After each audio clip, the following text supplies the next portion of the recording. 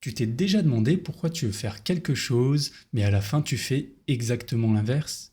Tu veux aller courir, tu veux bosser sur ton projet, tu veux manger équilibré, mais à la place tu restes là, tu lances une série, tu commandes à manger, tu ouvres un jeu vidéo et tu ne comprends pas parce que l'intention, elle était là, vraiment là, et pourtant tu as fait exactement le contraire.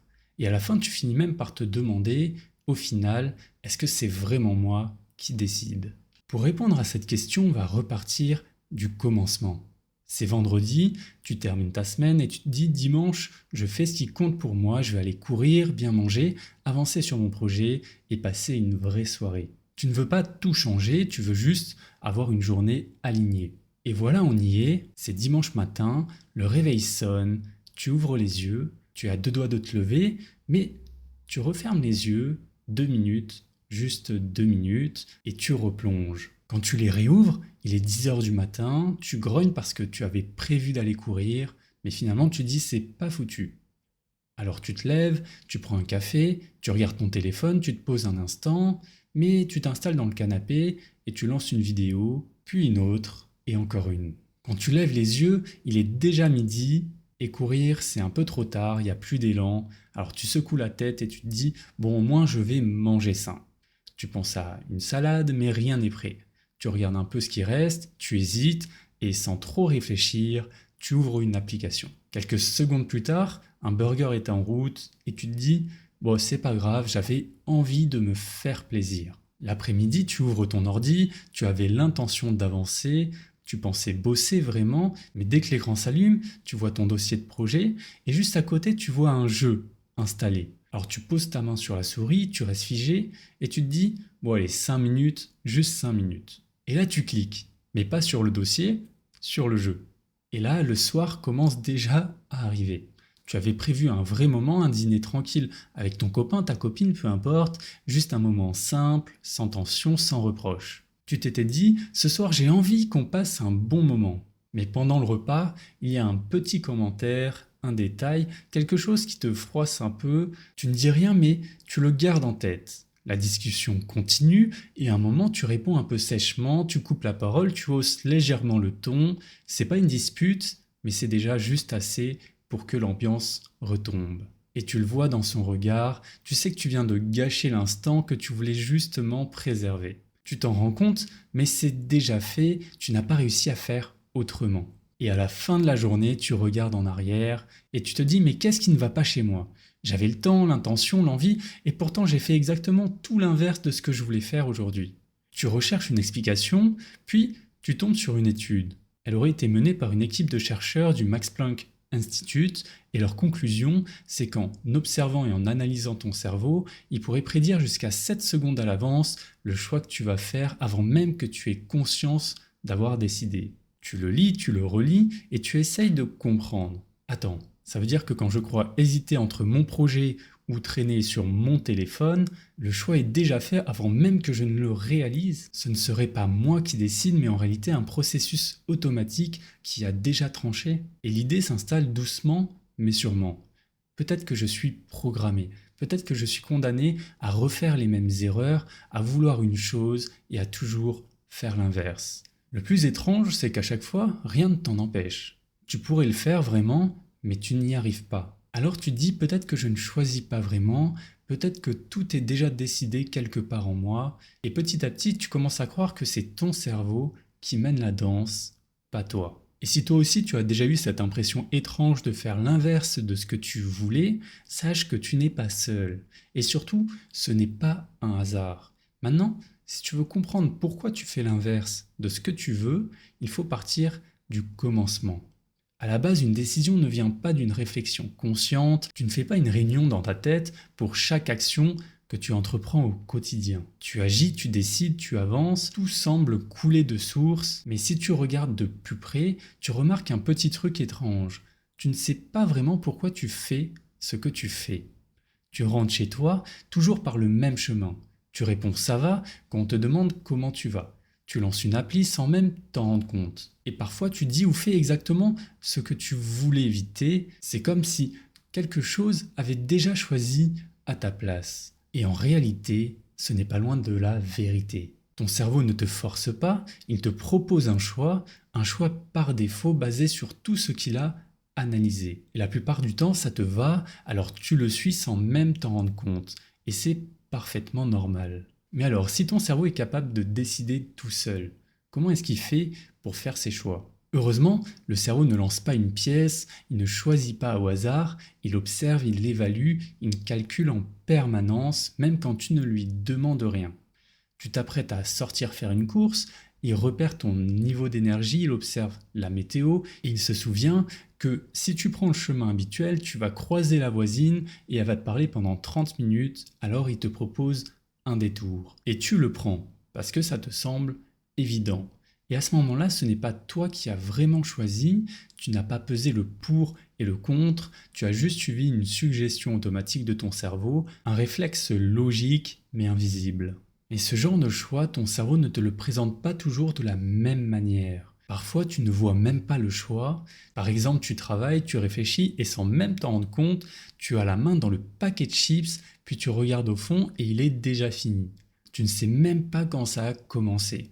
À ce moment-là, tu viens de suivre un réflexe invisible. D'autres fois, ton cerveau te souffle une idée simple, comme le midi, où tu te dis « j'ai pas le temps, je vais prendre un sandwich, ce sera vite fait ». C'est logique, pratique, tu n'as même pas envie de réfléchir, alors tu y vas. À ce moment-là, tu viens d'adhérer à un faux choix logique. Et parfois, tu avais prévu de faire simple, un repas léger ce soir, un truc à la maison, mais ton cerveau insiste. Il te souffle, tu veux pas te faire plaisir, commande juste un petit truc. À ce moment-là, tu hésites, tu résistes, puis tu ouvres l'appli et tu commandes.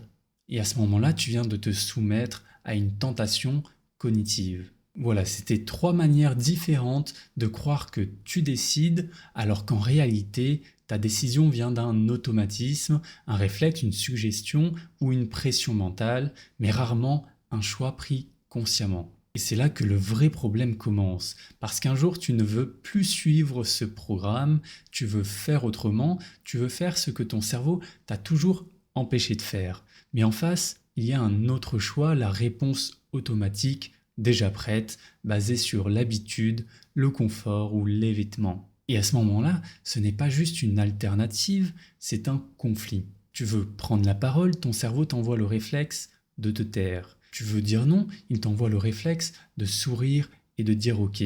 Tu veux te lever dès le premier réveil, il t'envoie l'envie de rester allongé. Dans ces moments-là, ton choix entre en collision avec le choix que ton cerveau avait déjà prévu. Il y a 2 impulsions, 2 directions, et il y a 0 compromis possible, c'est soit l'un, soit l'autre. Et à ce moment-là, ce n'est pas une simple hésitation, c'est un duel, un rapport de force, et celui qui pèse le plus remporte la partie. Et dans 90% des cas, c'est malheureusement le choix automatique qui l'emporte. Et là, tu te poses la vraie question. Mais alors, est-ce que c'est peine perdue ? Tu repenses à tous ces moments où tu t'étais promis de changer, où tu étais sincère, vraiment sincère, mais à la fin, tu as refait exactement ce que tu voulais éviter. Sauf que jusqu'ici, tu partais avec un handicap. Tu croyais que tu décidais, tu croyais que c'était juste une question de motivation, tu ne voyais pas qu'en face, il y avait un adversaire silencieux mais redoutable. Un adversaire qui prépare ses attaques bien avant que tu n'arrives sur le terrain. Parce qu'à ses yeux, ce que tu proposes n'est pas le meilleur plan. C'est moins sûr, moins rapide, moins agréable. Alors il va doucement t'amener à faire autre chose. Et il ne se contente pas de t'opposer une résistance, il joue sur plusieurs fronts. Premièrement, il attaque ton idée à toi. Il te souffle que tu vas échouer, il t'envoie une émotion de peur, de honte ou de doute, il te rappelle ce souvenir où ça s'est mal passé. Il te montre à l'avance le malaise, la gêne ou l'effort. Et dans le même temps, il défend son plan à lui. Il te rappelle comme c'est confortable de ne rien faire. Il te fait imaginer le plaisir immédiat, il te chuchote que c'est pas si grave, il te donne une bonne excuse bien logique, bien douce. Et parfois il commence bien avant le moment du choix. Tu veux te lever tôt demain ? Il commence la veille en te soufflant qu'il faut profiter de la soirée. Il te pousse à scroller et à te coucher tard, et le matin il arrive avec l'argument final. Tu vois, tu es fatigué. Tu le sentais déjà hier, tu as bien fait de rester au lit. À ce moment-là, tu n'as rien vu, mais tu étais déjà en train de perdre. Parce que ce n'est pas une question de volonté, c'est un débat mental, et jusque-là, tu ne savais même pas que tu y participais. À partir de là, la question, ce n'est plus comment faire ce que je veux faire. La vraie question, c'est comment gagner ce duel intérieur. Et comme on l'a vu, ce n'est pas une histoire de volonté abstraite. C'est une bataille d'arguments. Tu veux faire du sport, réviser tes cours, avancer sur ton projet, et immédiatement, ton cerveau te propose un plan plus simple, plus connu, plus agréable. Ça peut être une série, un plaisir immédiat, un petit moment de repos. Sauf que c'est là que tout se joue, dès les premières secondes, parce que chaque option commence à être défendue. Quand ton idée essaye de s'imposer, l'autre essaye de la discréditer. Et la décision finale, ce sera celle de celui qui aura réussi à faire passer son idée comme la plus évidente et celle de l'autre comme une mauvaise option. Voici ce que ça donne concrètement. Jérémy décide de réviser pour ses partiels et son cerveau lui glisse « Oh, tu peux le faire plus tard, il te reste 2 épisodes de ta série. » Mais Jérémy se reprend et il commence à se dire « Ok, ça me tente, mais si on fait ça maintenant, on s'y mettra jamais et chaque jour ce sera la même histoire. Et à la fin, je vais encore me sentir comme un minable, à me dire que j'aurais pu faire mieux mais que j'ai laissé passer. » Puis il repose son regard sur son ordi et il change de ton. Là, je révise 1 heure ou 2. Ce n'est pas la mort, après ça je me détends et demain je recommence un petit peu chaque jour. Dans 3 mois j'ai réussi mes partiels et je pars en vacances tranquille, fier de moi et je pourrai profiter.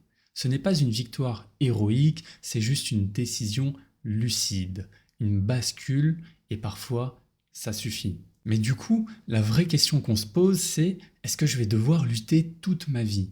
Être en guerre contre moi-même, m'opposer à mon propre cerveau. Est-ce qu'un jour, je serai tranquille ? Eh bien, pas exactement. Oui, au début, c'est une lutte, parce que tu proposes un plan qui n'est pas encore validé par ton système, ton cerveau ne le connaît pas, il n'y croit pas, il ne voit pas encore ce que ça rapporte. Donc il hésite, il revient à la charge, même après avoir commencé à bosser, même après avoir dit non, même après avoir tenu bon. Il peut revenir, te renvoyer un doute, une distraction, un petit franchement, on s'y remettra demain. Et là, le combat recommence. Mais si tu te tiens, si tu vas jusqu'au bout, si tu montres par l'expérience que ton plan fonctionne, qu'il t'amène à plus de clarté, plus de confiance, plus de résultats, plus de liberté, alors ton cerveau commence à changer de camp. Pas d'un coup, mais un duel après l'autre. Une petite victoire après l'autre. Et un jour, sans vraiment l'avoir vu venir, le choix que tu devais imposer devient le choix que ton cerveau propose. À ce moment-là, il commence à intégrer ton plan, à le reconnaître comme valable, à le préférer, à le proposer de lui-même. Et un jour, tu te réveilles et tu sens que ce que tu veux faire est aussi devenu le choix par défaut. Et le jour où le choix par défaut sera de faire ce qui compte pour toi, de t'y mettre, d'avancer, de progresser, ce jour-là, si jamais l'envie te prend de te distraire, de faire autre chose, d'abandonner, ce sera ton cerveau cette fois-ci qui te rappellera « déconne pas, on a mieux à faire ». Et à ce moment-là, tu n'as plus besoin de te battre, tu n'as plus besoin de résister, tu avances tout simplement. J'espère que la vidéo t'a aidé à voir un peu plus clairement ce qui se joue en nous et pourquoi il est si difficile d'agir comme on le voudrait parfois. Dis-moi ce que tu en as pensé. Est-ce que tu l'as trouvé utile, trop simpliste, pas assez concrète ou au contraire un peu trop flou? Ça m'aide vraiment à ajuster les prochaines vidéos et ça tombe bien parce qu'il y en a plein d'autres qui arrivent et les 2 prochaines porteront sur pourquoi tu tombes toujours sur de mauvaises personnes et pourquoi tu es fatigué même quand tu ne fais pas grand-chose. À bientôt.